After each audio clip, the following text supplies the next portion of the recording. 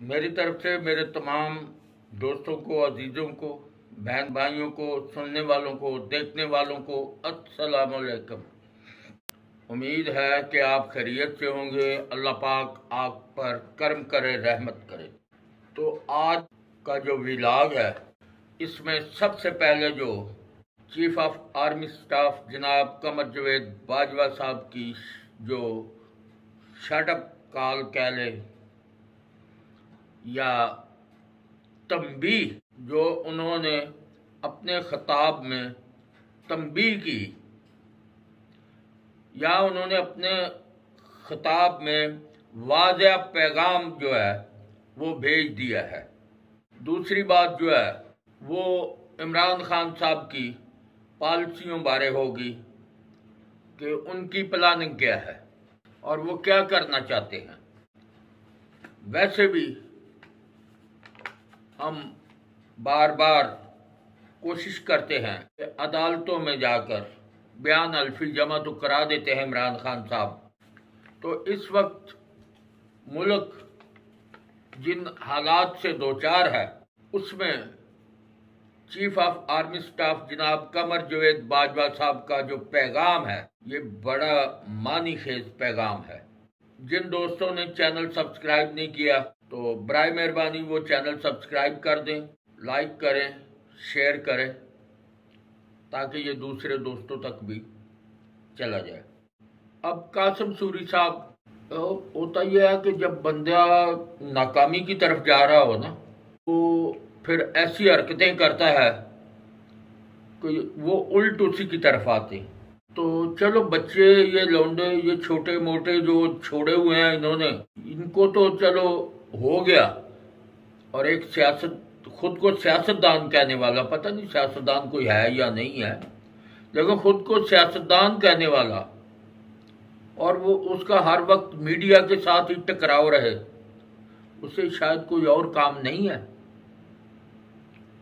तो एक ये नई जंग भी शुरू हो गई है, जिसमें हमारे कुछ सहाफ़ी दोस्त जो है उनकी तस्वीरें लगाकर इन्होंने शहीदों में नाम लिखाने की कोशिश की है।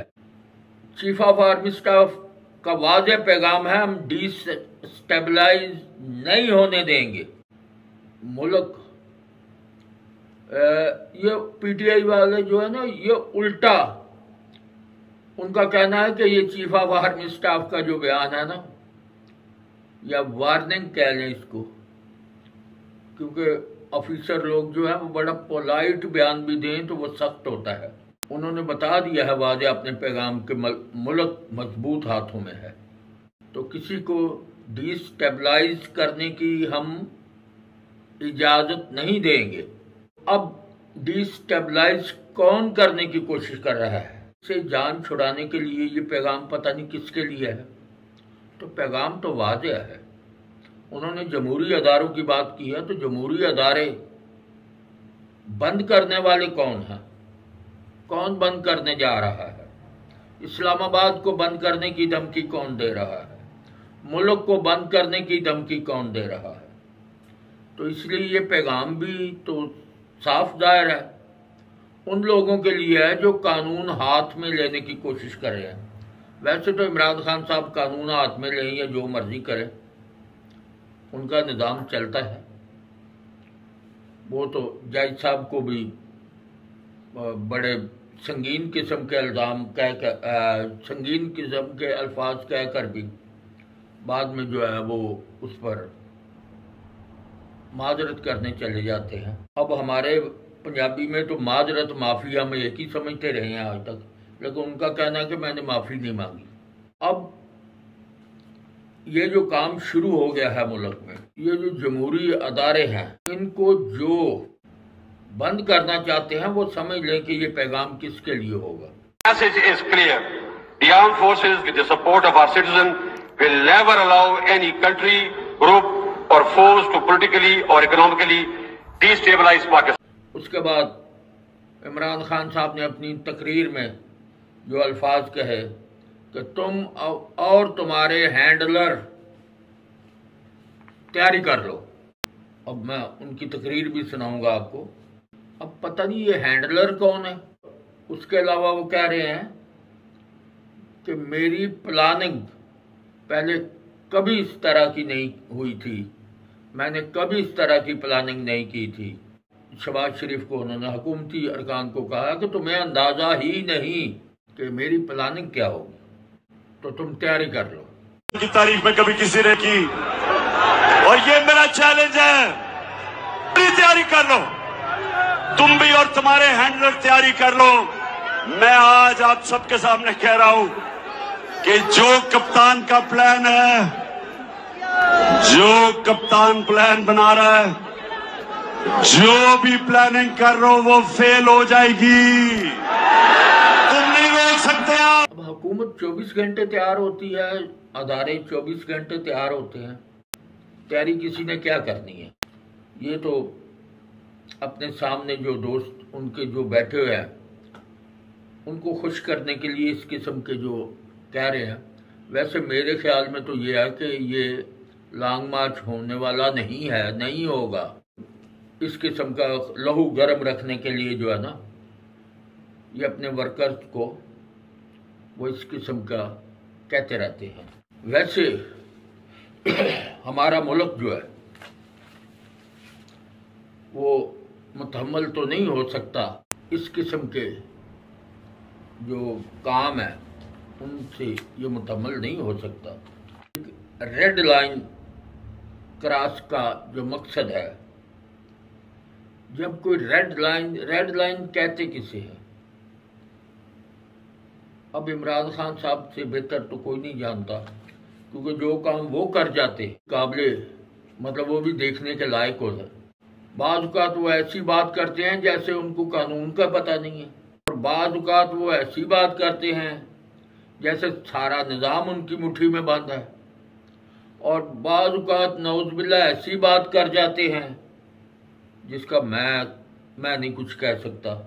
वो अल्फाज यहाँ पर वो कहने मतलब काबिल इतराज़ हो जाएंगे।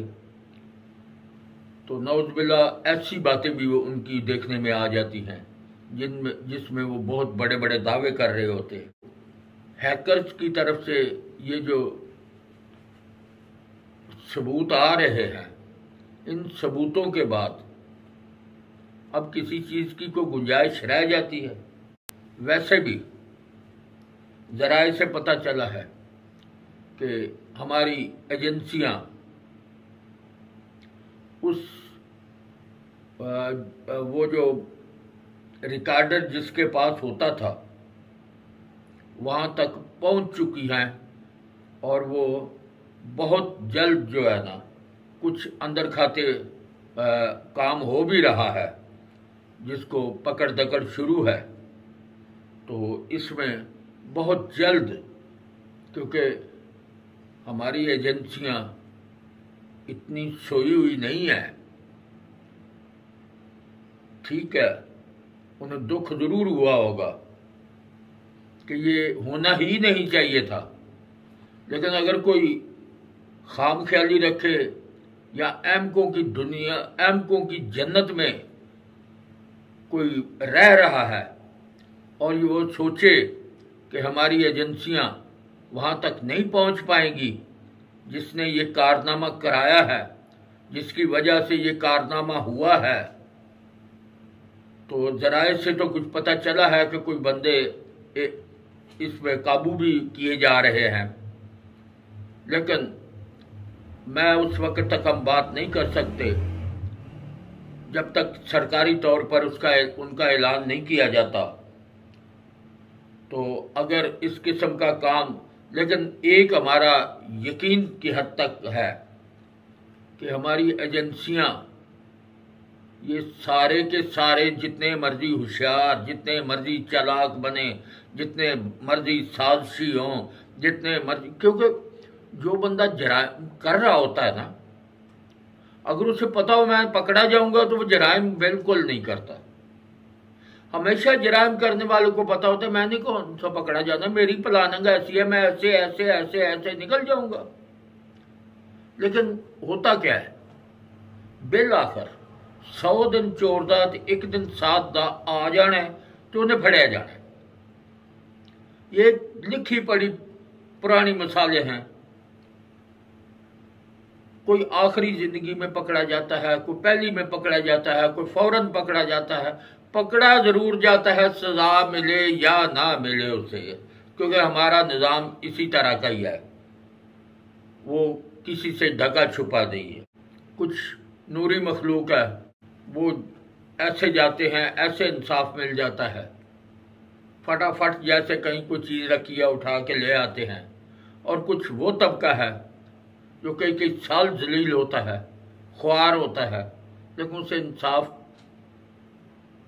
पहली बात तो मिलता ही नहीं। अगर मिल जाए तो उसकी ज़िंदगी ख़त्म हो चुकी होती है, उसको वो एंजॉय करने की बजाय उस पर पछता रहा होता है कि ये मैंने क्या कर दिया। तो यहाँ का इंसाफ ये है कि अदालत में 2, 3, 4 साल मुकदमा लड़ने के बाद या 6 साल, पता नहीं कितने कितने साल तक भी, उसके बाद कोई रिजल्ट सामने आता है तो थाने में चंद टके दो, वहीं से इंसाफ ले लो, वो आपको वहीं से घर भेज देगा बेगुनाह करके, डिस्चार्ज भी कर देगा। तो अब बात यह है कि कैसा और कौन सा इंसाफ। और जिसे पुलिस बेगुनाह कर दे, खाना नंबर 2 में डाल दे, हमारी अदलिया वहाँ बेबस हो जाती है। तो बहरहाल वो उसकी वजह क्या है कि अदलिया कानून के कोशिश करती है कि कानून के अंदर अंदर रहकर सारा निज़ाम चले, और हमारे जो तफ्तीशी अदारे हैं वो कानून से बालातर है। उसमें बहुत से ऐसे बंदे आपको मिलेंगे जो कानून से ऊपर चलते हैं, जो सिर्फ इसलिए आए हैं। कई मुंडिया वालदन पुलिस से इस वास्ते भर्ती करा हटते नहीं उदियां हालात हरकत सिकनात वेख के वाने तू कितने ना कितने फस जाना, औखे सौखे हो गया मुंडा पुलिस से भर्ती करा छोड़ो, ताकि जाके उत्थे करे जो करना, ताकि कानून से बचा रहे। तो जब वो ऐसी खूबसूरत तरबियत वाले इस महकमे में आएंगे तो यहाँ कौन से गुल खिलाएंगे। तो अदारा बेसिकली सारा अदारा, उसमें बहुत अच्छे अच्छे लोग भी हैं और बहुत ड्रामे करने वाले भी हैं, लोगों का खून चूसने वाले भी हैं, वहीं पर मंशियात फरोशों की कमाई खाने वाले भी हैं, कबा खानों की कमाइयाँ खाने वाले भी मौजूद हैं, और नेक और पारसा भी मौजूद हैं। अब अफसोस इस बात का है जो नेक और पारसा है वो भी गंदे आदमी पर हाथ डालते हुए झिझकते हैं। क्यों? इसलिए कि वो जो गलत काम करता है वो प्लानिंग से करता है, उसने अपना इंतज़ाम किया होता है, कोई ना कोई MP MNA उसकी जेब में होता है, उसे कोई कुछ कह ही नहीं सकता। या फिर वो ऊपर सारी लड़ी में देख लेता है कि कौन है जो आराम से करप्शन पर मान जाता है, कौन सा ऑफिसर है, वो उस ऑफिसर के साथ घुटके फिट कर लेता है और उसके सहारे पर चलता रहता है। और कोई भी ऑफिसर जो है वो इतनी सिरदर्दी नहीं लेता, वो सिर पीड़ है इतनी क्यों ले कि देखे गंदा है इसको कट नहीं है, नहीं, वो अपनी नौकरी कर रहा है, तनख्वाह मिल रही है, बस वो अपनी एफिशिएंसी दिखाएगा कि मैं देखो मैं तो ईमानदार हूँ ना। भाई आप तो ईमानदार हैं, आपके माताहत जो गलत हैं उनको भी तो आपने पूछना है। लेकिन खैर चलो ये बात और तरफ निकल गई। तो बात हो रही थी इस वक्त जो ये धरने शरने या लॉन्ग मार्च की बात हो रही है। तो लॉन्ग मार्च और धरना, क्या इस मुल्क को इमरान खान साहब ने ये समझ रखा है कि यहाँ पर ऐसा हो जाएगा?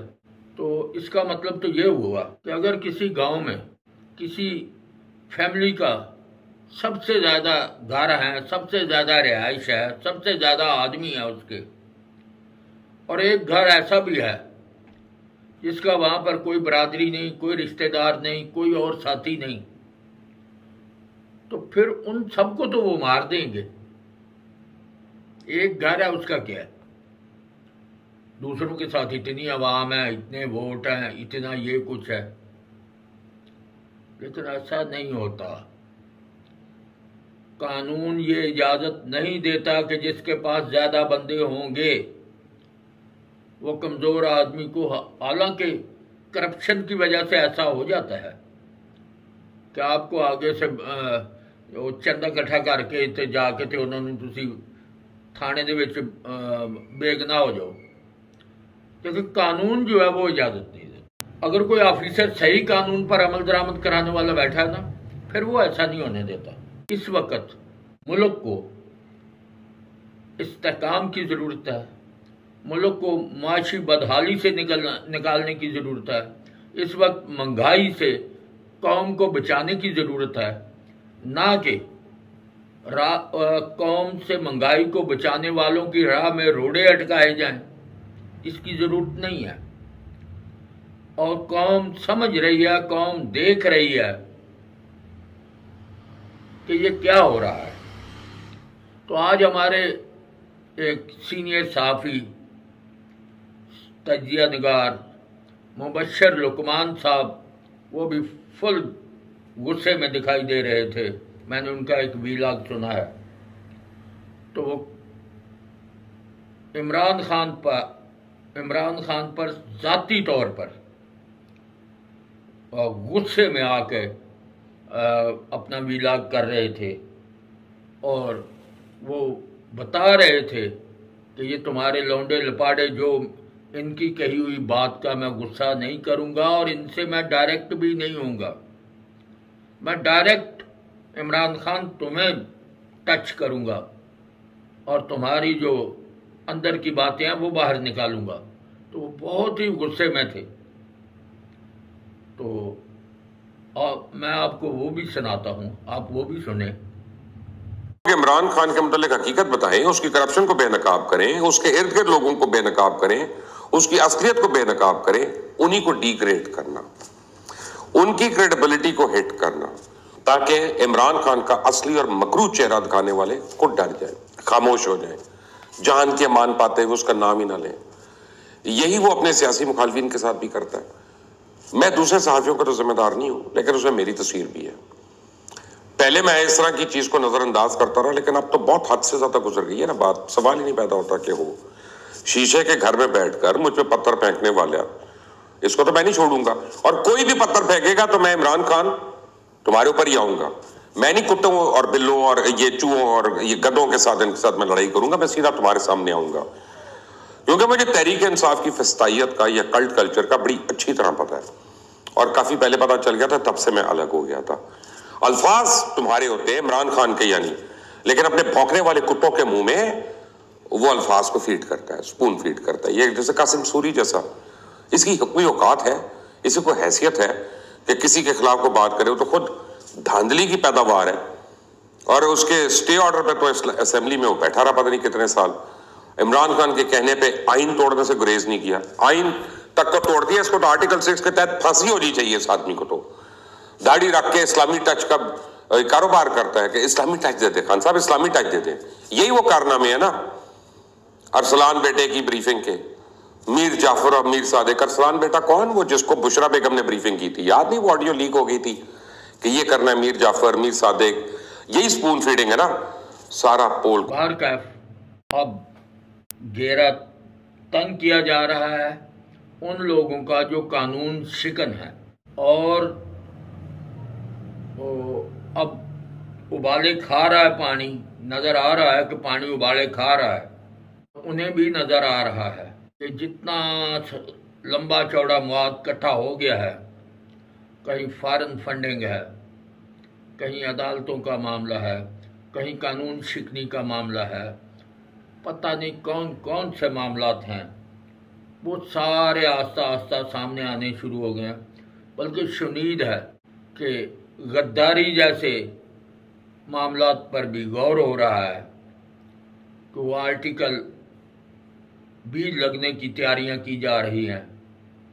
तो बहरहाल इससे पहले बहुत से सियासतदान आए, बहुत से सियासी शख्सियात आईं जिन्होंने इस मुल्क के लिए कुर्बानियाँ दी, इस मुल्क को यहाँ तक पहुँचाने के लिए जानों के नजराने दिए, माली नजराने दी। कीमती जिंदगी के दिन जेलों में गुजारे, लेकिन किसी ने मुल्क को डिस्टेबलाइज करने की कोशिश नहीं की, मुल्क को तोड़ने की बात नहीं की, मुल्क को तबाह बर्बाद करने की बात नहीं की। जबकि इमरान खान साहब ने तो अपनी तकरीर में भी कह दिया था कि मुल्क टूट जाएगा। तो बाहर कैफ ऐसी बातें नहीं की किसी ने। तो यहाँ जुल्फ़िकार अली भुट्टो को देख लें, लियाकत अली खान को देख लें, बल्कि कायद-ए-आज़म मोहम्मद अली जिन्ना साहब को देख लें, वो भी किस हालत में इस मुल्क के वफादार थे। सारे मुल्क के मालिक होने के बावजूद रोड पर गाड़ी खड़ी, वैन नज़दीक करीब खड़ी थी और अस्पताल जाने के लिए पेट्रोल गाड़ी में ख़त्म हो जाए तो गवर्नर जनरल एक मुल्क का मालिक हो, उसकी गाड़ी में तेज। ये थे लीडर हमारे, ठीक है। लियाकत अली खान वो भी गए, अयूब खान वो भी अपनी वफादारी के बड़े दावे करता था। तो इसमें कोई शक नहीं कि तरक्याती काम अयूब खान दौर में हुए थे, लेकिन थी डिक्टेटरशिप। तो उसके बाद याह्या खान साहब आए, याह्या खान के बाद जुल्फ़िकार अली भुट्टो साहब आए। फिर जुल्फ़िकार अली भुट्टो साहब का क्या अंजाम किया, क्या हुआ उनके साथ, लेकिन उन्होंने ये तो नहीं कहीं अपनी तकरीर में ये नहीं कहा कि बगावत कर दो, खड़े हो जाओ, मेरे घर पर आकर मेरे लिए फोर्स बन जाओ। नहीं, ऐसा नहीं किया। वो जेल में रहते हुए भी कानून का बिल्कुल एहतराम करते हुए उनकी बेटी शहीद बेनज़ीर भुट्टो अपने छोटे छोटे बच्चों को साथ लेकर तारीखें भुगतती रही अदालतों में। हालांकि उस वक्त इंसाफ नाम की कोई चीज़ नहीं थी, क्योंकि ज़िया साहब अपनी मर्जी का इंसाफ दे रहे थे। और इंसाफ था कौन सा, क्योंकि जिस दफ़ा में जिस जुर्म में जुल्फ़िकार अली भुट्टो शहीद को सजाए मौत हुई, पाकिस्तान की तारीख में इस जुर्म में किसी को 25 साल सजा भी नहीं हुई होगी। अगर नीचे अदालतों से हो जाए तो हाई कोर्ट से जाके ख़त्म, सुप्रीम कोर्ट से ख़त्म हो जाती है, लेकिन उन्हें इस 109 के तहत सजाए मौत दी गई। तो बहरहाल उन्होंने गले वो फांसी का फंदा गले को लगाया, लेकिन बगावत की बात नहीं की। बेनज़ीर शहीद जब शहीद हुई तो एक साजिश के तहत उनको शहीद किया गया, लेकिन उस वक्त भी उनके जो पसमानदान पीछे रह गए थे, उस वक्त जरदारी साहब थे। तो जरदारी साहब ने मुल्क तोड़ने की बात नहीं की, बल्कि उन्होंने कहा था पाकिस्तान खपे। तो ये खपे लफ्ज़ है सिंधी का, इसका मतलब है चाहिए, कि सानू पाकिस्तान चाहिए। ये काम नहीं करना, सिंध को अलहदा नहीं करना वफाक से, हम ये नहीं करेंगे। तो उनकी उस तकरीर ने लोगों के जज्बात को ठंडा किया। तो यहाँ तो लीडर खुद कह रहा है कि टूट जाएगा। तो बहरहाल अल्लाह ताला सबको हदायत दे, सबको हदायत दे और कानून पर अमल दरामद करने की कोशिश, कानून पर अमल दरामद करने की हिम्मत दे, और हमारे जो अदारे हैं उनको इंसाफ करने की तौफीक दे। क्योंकि कुछ अदारे ऐसे भी हैं हमारे जहाँ इंसाफ नाम की कोई चीज़ नहीं है, और ख़ुसूसन ये आम आदमी के साथ महकमा पुलिस जो है वो टच होता है, उसके इंसाफ को असल इंसाफ देखा जाता है। तो बाहर कैफ इसके साथ ही एक और जो बात है वो पहले व्लॉग में मैं कह चुका हूँ कि हमारे वज़ीर ख़जाना साहब जो है इन्होंने दोबारा बैरून मुल्क से आए वो मोबाइल जिनका टैक्स ख़त्म हो चुका था एक दफ़ा, उनको दोबारा टैक्स लगाया है। और ये किसी जगह भी ऐसा मुमकिन नहीं है कि एक बारी बंदा अपनी सजा कट के या माफ़ी ला के जेलों बाहर आ जाए तो तुसी उन्हें फिर फट के अंदर ला जाओ, ऐसा नहीं होता। तो एक दफ़ा जब कोई चीज़ किसी चीज़ में छूट दे दी जाती है तो वो दे दी। उसको दोबारा पकड़ के घर से ले आना कि ठहरू यार तुम्हें छूट गलत दी है, लेकिन अफसोस ये है पकड़ने दकड़ की यहाँ बात नहीं है, यहाँ पीटीए से सिर्फ मैसेज जाएगा और उसका मोबाइल बंद कर दिया जाएगा। ये काम बड़ा आसान है, बटन पे हाथ रखना। तो हमारी ये तजवीज़ है, टैक्स जिनको छूट दी गई थी उनको लगाना नहीं बनता।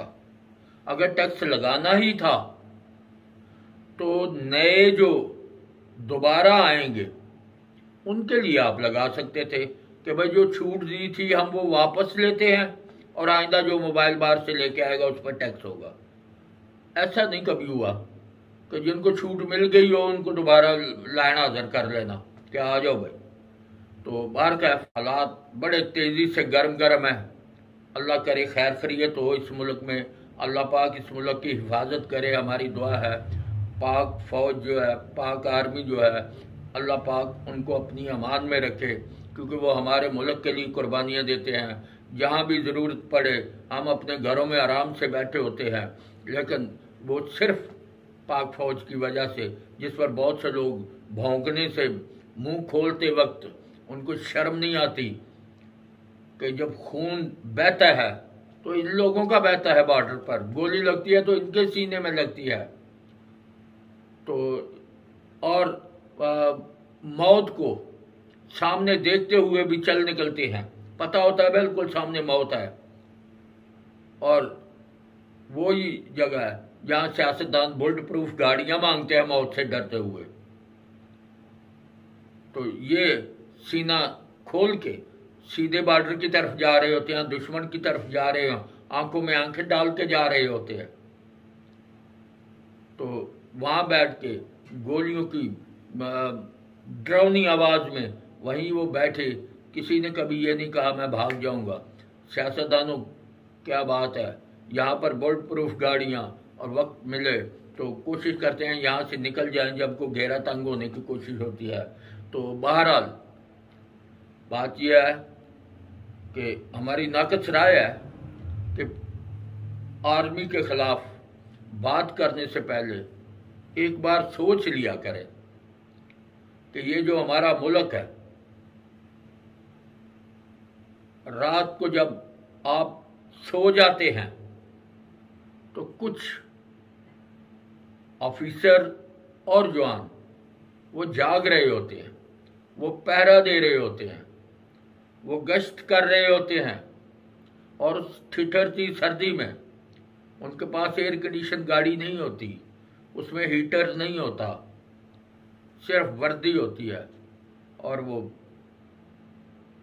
पहरा दे रहे होते हैं संतरी, इधर से उधर उधर से इधर। और वो हिफाजत किसकी कर रहे हैं? ये जो एयर कंडीशन कमरों में सोए हुए हैं या गर्म सर्दियों में गर्म हीटर लगाकर सोए हुए हैं, इन लोगों की हिफाजत कौन कर रहा है? वो सर्दी में ठिठुरते हुए कर रहा है, और उन पर जबान दराजी करना, मुंह मारना और जो चाहे कहते रहना, उनको अजीब अजीब नामों से पुकारना, असल में ये करप्शन की पैदावार जो है, जो करप्शन से आगे आए होते हैं, इनका पिछला डाटा देखें, इनके बुजुर्गों का जरा हिसाब किताब देखें कि वो किस कमाई से, किस किस्म की कमाई से परवरिश की गई है इन लोगों की। वो सोने के चम्मच देते रहे हैं इनके मुंह में, इनको क्या पता हो कि शहादत किसे कहते हैं, इनको क्या पता हो कि सर्दी में ठिठुरती हाथ पांव ठिठुरते हुए जब वो बॉर्डर पर गश्त हो रहा होता है या मोर्चे में बैठे होते हैं, वो मोर्चे भी कौन से एयर कंडीशन होते हैं, और अपने घर वालों से, यहाँ तो एक घरवाली तो अपनी जगह मैं अब कहना नहीं चाहता, उसके साथ बहुत सा अय्याशी के बाद लोगों के पास सामान होते हैं, लेकिन वो अपनी बीवियों को, बहन भाइयों को, बच्चों को घरों में छोड़ के अकेले जाके वहां बैठे होते हैं। और कई लोग ऐसे भी शहीद हुए हैं हमारे, वो 6-6 महीने से घर से निकले हुए हैं बेचारे, और 6 महीने बाद जब उनके बच्चे इंतजार कर रहे हैं, जब उनके बच्चे ईद के लिए देख रहे हैं कि हमारा पापा जान, हमारा भाई, हमारा मामू ये कुछ लेके आ रहा है हमारे लिए, और उसकी डेड बॉडी चली जाती है। अब ये चीजें, इनका ये लफ्ज बयान करने के नहीं है। उनसे पूछो, हर ईद पर, हर दिन दिहाड़ पर, हर वक्त पर, हर खुशी के मौके पर उनको वो याद आ जाते हैं, उन बच्चों को वो याद आ जाते हैं, शहीद याद आ जाते हैं। वो किस तरह वो ईदें गुजारते हैं। अरे तुम लोग अय्याशियों के दिन गुजारते हो, ईदें दिन अय्याशियों में गुजारते हो। जरा सोचो उन शहीदों के बच्चों का, चाहे वो किसी महकमे का शहीद हो। सोचो दिन दिहाड़ पे, खुशी के मौके पे वो किस तरह अपना वो टाइम जो है वो गुजारते होंगे। किस तरह मोहल्ले के दूसरे बच्चे जो हैं वो नए उजले कपड़े पहनकर बाहर निकलते हैं,